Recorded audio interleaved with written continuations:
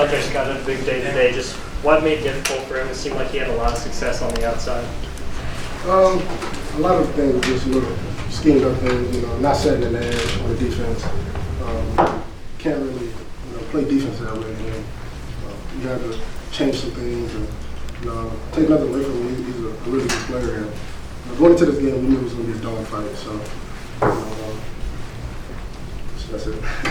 Austin? Chris, who actually had the interception there on the 2-point conversion, you or Malik? Did you see it? It looks like you both have it. I mean, I have it. It was just selfish. did he come and rip that out there or what? No, I kept it. Take us through the play then. What did you think that was coming? What? I was just kind of really just spying on the quarterback. I seen it in his eyes that he didn't really want to run the ball, and so just kind of zoned off a little bit and just played the passing game. Clay over here in the Chris, front do you row, get to enjoy this, or has the page already been turned? But because Coach, he's 2 questions in, and he says it's rivalry week. Yeah, it is rivalry week, but we're gonna enjoy this. Take nothing away from it. That's a college football, football playoff team right there. And, they played great, and we knew it was gonna be a dogfight. Coming around this time of the year, in November, wins are hard to come by. So we'll take any win any way we can. Do you have any idea how they could be 3-7 if they play that brand of ball? I don't honestly. I really don't know. Watching film all week, they didn't look like a 3-7 team. At least offensively. So I can't really tell you. front row left there, Bill. Chris, when you realized they were going to go for 2, were you surprised? What was your reaction? I wasn't surprised at all. As soon as they scored, you see Coach Fick on the sideline, screaming, "They're going for 2, they're going for 2." So, the biggest thing that I try to do, and I try to, enforce the rest of the defense is everyone just relax, So, came down to it and we made a play. And then they get the ball with 2 minutes to go. They have no timeouts. They got to get whatever number of yards. What was the feeling on the defense? What did you guys talk about at the time?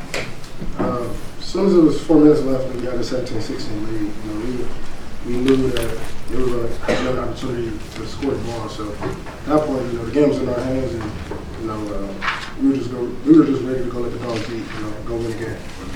Far right here, Obi. Chris, last week you missed the interception. You come back this week and make 2 interceptions.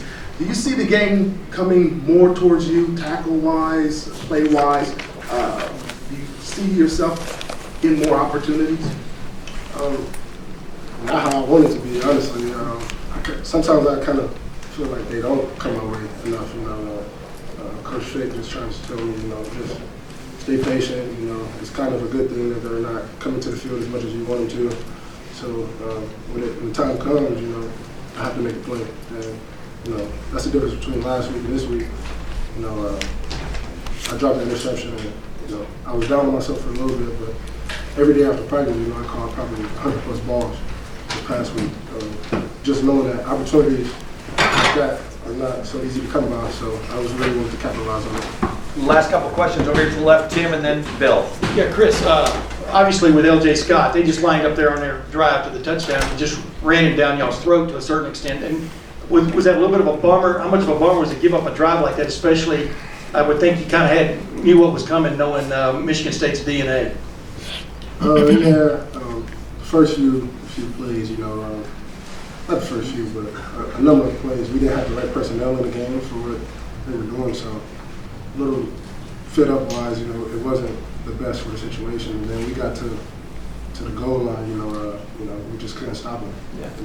Simple as that. So, it all came down to that 2-point play, and that's what really it was all about. And really, is this a game that you'll maybe look back on a few weeks ago, whatever it took, you got the win? I mean, how are you looking at it right now? Obviously, you said this was a win over a team that played in the college football playoff a year ago.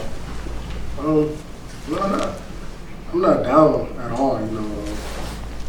We, like I said before, we knew it was going to be a dogfight. So, as soon as it started going, it was 10-10. I just wanted to add my play up a little bit and hopefully, put a little fire in some younger guys. And over here to the far right, Doug. Chris, the way you guys played today, if you play like this next week against Michigan, is this good enough to beat Michigan?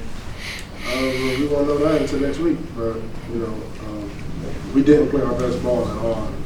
We had a lot of mistakes, missed a lot of tackles. We usually don't miss a lot of tackles. So, we do have some things that we need to work on, but that's what we have a whole week for. And last question, Bill? Do you have any memories of another Cleveland guy, Ivan Palace interception against the rival against Michigan? I sure do.